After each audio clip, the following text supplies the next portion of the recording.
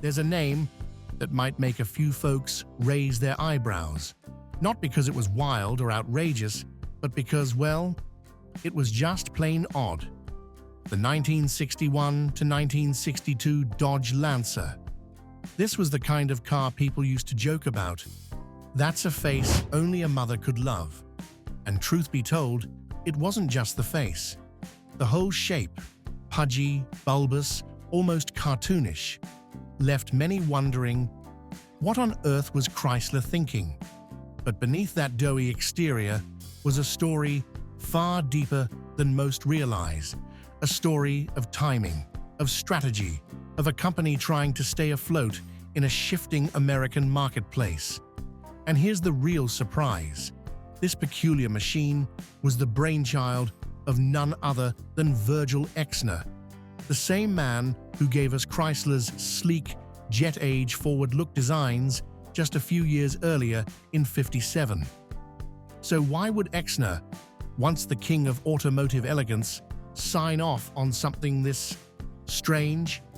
To understand that, you've got to go back to the early 1960s, a time when American automakers were scrambling to join the compact car craze, when the economy had folks tightening their belts, and when Chrysler had no choice but to place a last-minute bet on a car nobody asked for, but one they hoped might just work.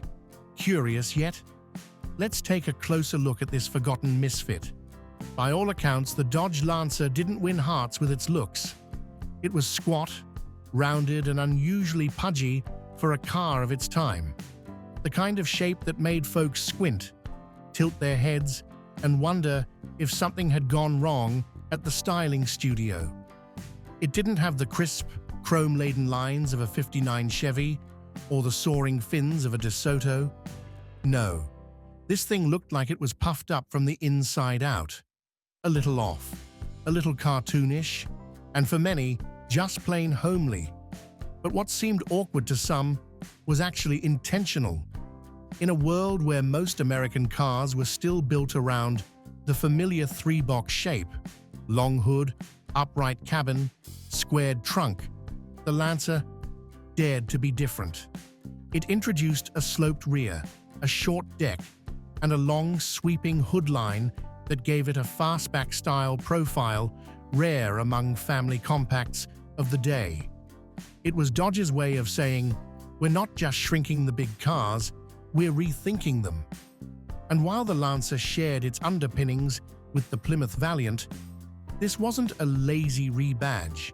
The two cars might have worn the same shoes, but they didn't wear the same suit. Nearly all exterior panels were unique to the Lancer: hood, grille, fenders, quarters, deck lid. Only the roof and rear doors on four-door models were shared. That's it. To make those shared rear doors blend in, designers came up with a clever visual trick. The body's character line, what Detroit folks call a spear, cut off at the front door, never touching the rear. It worked. It may not have been pretty, but it was original. And in 1961, that counted for something. Step inside the Dodge Lancer, and you might be surprised. For all its awkward curves on the outside, the cabin was surprisingly tidy, functional, and dare we say, thoughtful. Chrysler's designers didn't just throw in a bench seat and call it a day, they reimagined the space. The instrument panel was pushed forward, closer to the windshield, which opened up the cockpit in a subtle but meaningful way. It gave the impression of roominess in what was, by all accounts, a compact car. And the dashboard itself? Nothing flashy, no fake wood, no gimmicks, just a clean, practical layout with all the essentials: a round speedometer, a fuel gauge, a coolant temperature dial, and even a dedicated alternator gauge, a feature most compacts of the era didn't bother with. Speaking of alternators, the Lancer was one of the first family cars in America to ditch the old generator setup entirely. Chrysler had made the leap to alternators across its lineup by this point, and it was a smart move. Alternators were lighter, more efficient, and better suited for the growing electrical demands of the day. While competitors were still relying on aging tech, the Lancer quietly stepped ahead. And all this came at a price that didn't scare off budget-conscious buyers. In 1961, the base model two-door sedan sold for just under $2,000, about $21,000 in today's money. Not dirt cheap, but affordable for the average working family. Even the top trim wagon, loaded with chrome and extra features, rang in under $2,500. Under the hood, the Dodge Lancer had something special, though it didn't look like much at first glance. Tucked in at a 30-degree angle sat Chrysler's Slant 6 engine, a power plant that became legendary not for brute strength, but for bulletproof reliability. It was simple, it was smooth, and it just worked. The Lancer came with two versions of this inline six. The base engine, a 170 cubic inch low block, delivered a modest 101 horsepower, more than enough to get a lightweight compact around town. But for drivers who wanted a bit more punch, Dodge offered the 225 cubic inch raised block, rated at 145 horsepower. That was solid power for a car this size in 1961. But here's where it gets interesting. Some versions of the 225 came with aluminum blocks in an effort to save weight, about 65 pounds lighter than the cast iron version. It was a bold experiment in lightweight technology, but one that didn't quite stick. Why? Because the aluminum engines were expensive to make, hard to cast consistently, and offered no real power advantage over their iron counterparts. They had to be built on the same production lines as the cast blocks, leading to headaches in quality control. Still, the cast iron Slant 6 became a legend in its own right. Known for its long life, easy maintenance, and almost unkillable nature, it stayed in production, unchanged in its core design, for over 2 decades. These engines ran cool, sipped fuel, and outlasted the bodies they were bolted into. Buyers could choose between two trim levels, the base model 170 and the more upscale 770. The 170 kept things simple. No flashy trim, no chrome spears down the side, just a clean, no-nonsense exterior. It was a car for the practical-minded driver who wanted basic transportation and little else. The 770, on the other hand, added a little flair. Chrome trim lined the body, the grille had a touch more shine, and just ahead of the Lancer name on each front door sat a small, stylized 770 badge, a subtle signal that this wasn't the bargain bin version. But the real variety came in the body styles. The Lancer was available as a 2-door sedan, a 4-door sedan, a 4-door station wagon, and, exclusive to the 770, a sleek 2-door hardtop coupe. That last one turned a few heads. With its pillarless side windows and slightly lower roofline, the coupe was arguably the most stylish Lancer you could buy. It still wasn't beautiful, but it had personality. In total, Dodge sold just over 75,000 Lancers in 1961. Roughly 25,000 were base model 170S, while the 770 accounted for nearly 49,000. Not bad, but far below what Ford was doing with the Falcon, or what Mercury pulled off with the wildly popular Comet. Still, the Lancer wasn't meant to be a mass-market darling.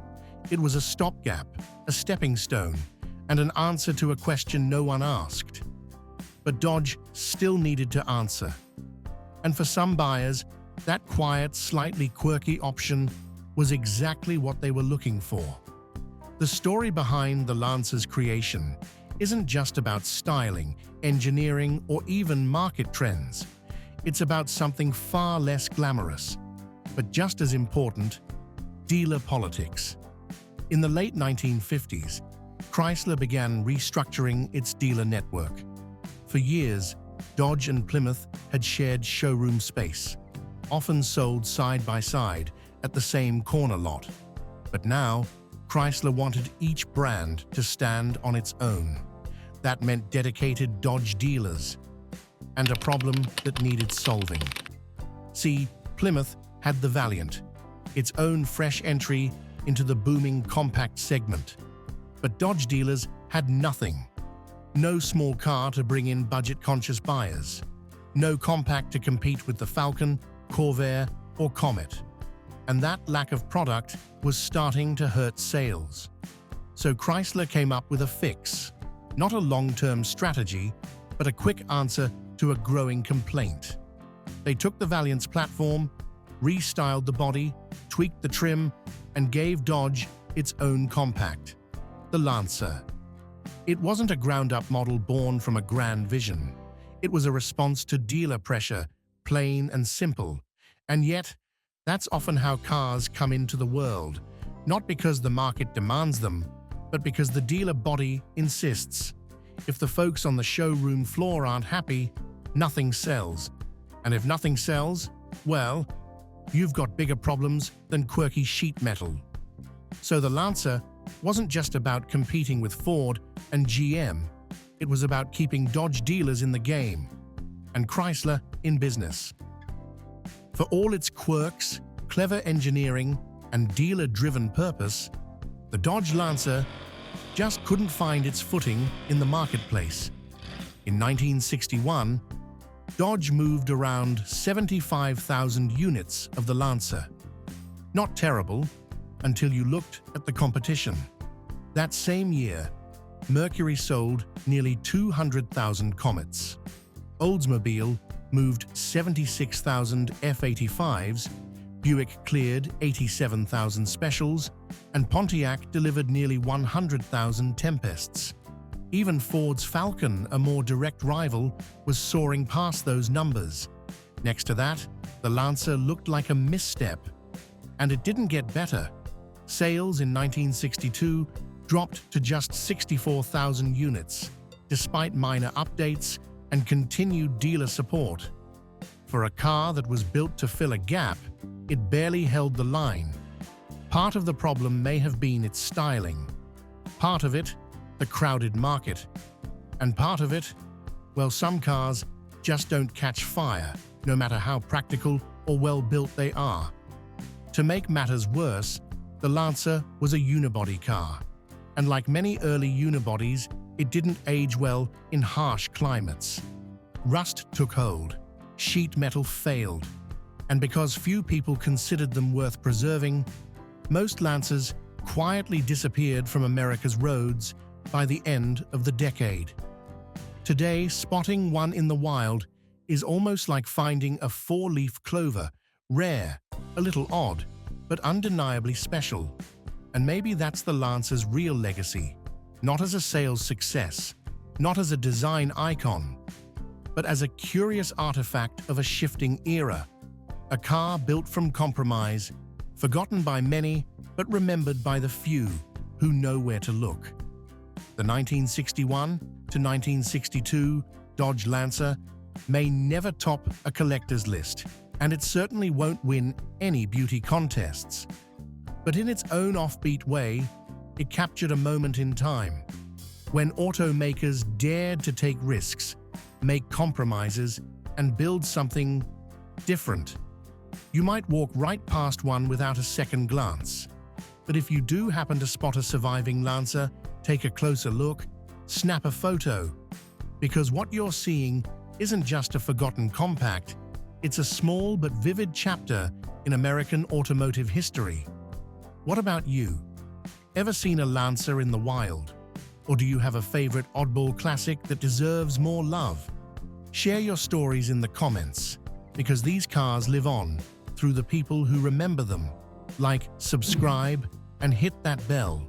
There are plenty more forgotten machines waiting in the garage of history. See you on the next ride.